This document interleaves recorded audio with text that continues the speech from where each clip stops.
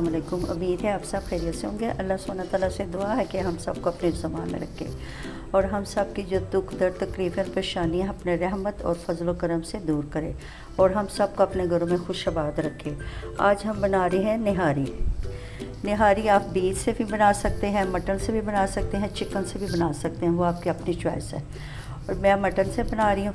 मैंने ये 1 किलो हड्डियाँ ली हैं और 1 किलो गोश्त है रान का। सबसे पहले हम हड्डियों को इनकी यखनी बनाने के लिए इनको चूल्हे पे रख देंगे। बिस्मिल्लाह।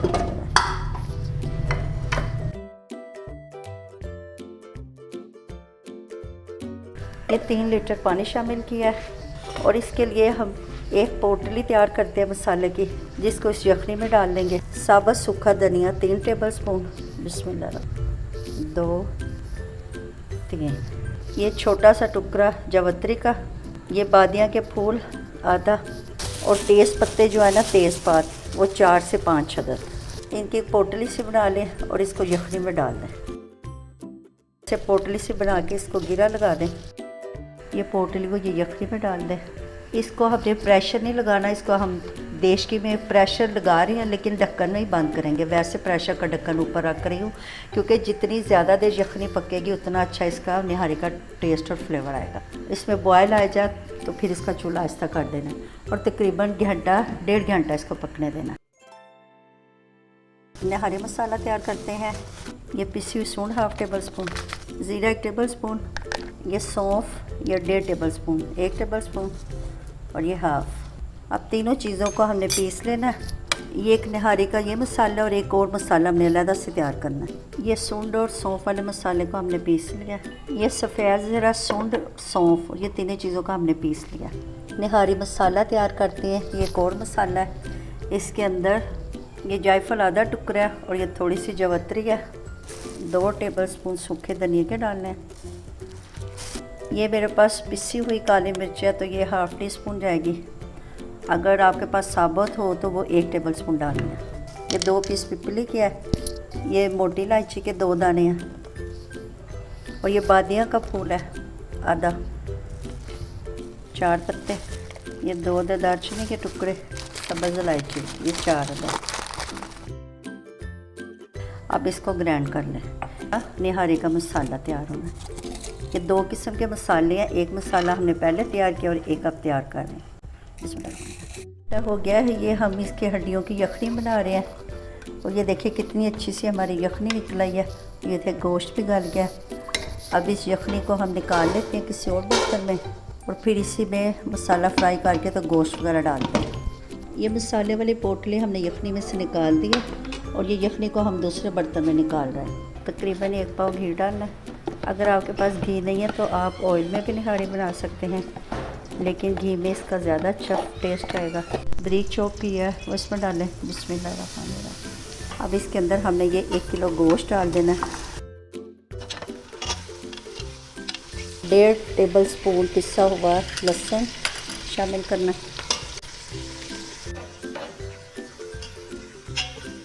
3 लीटर पानी शामिल किया था तो वो पक के उसमें से कुछ कम हो गया था, आधा लीटर, तो आधा लीटर पानी हमने और शामिल कर लिया था। ये तकरीबन 3 लीटर हमारी यखनी तैयार है। इसमें शामिल करें। अब इसके अंदर नमक मिर्च शामिल करनी है। 1 टेबल स्पून भर के नमक, ये 1.5 टेबल स्पून मिर्चों का शामिल किया। नमक मिर्च वैसे आप अपने टेस्ट के मुताबिक शामिल कर सकते हैं क्योंकि बाद लोग तेज़ मिर्च मसाले पसंद करते हैं और बाद लोग नॉर्मल। ये कश्मीरी मिर्च है, इसका कलर होता है, फ्लेवर नहीं होता। ये तकरीबन 1 टीस्पून भर गया। ये हल्दी 1 टेबल स्पून। अब तकरीबन 7 से 8 मिनट इसकी बुनाई करनी है और फिर इसके अंदर वो जो यखनी हमने निकाल के रखी हुई है वो शामिल करनी है और गोश्त को पकने के लिए रख देना है। तकरीबन 1.5 से 2 घंटे में ये गोश्त हमारा गलेगा। ये सारी यखनी इसमें शामिल कर दें। ध्यान से हाथ बचा के, गर्म है। इसमें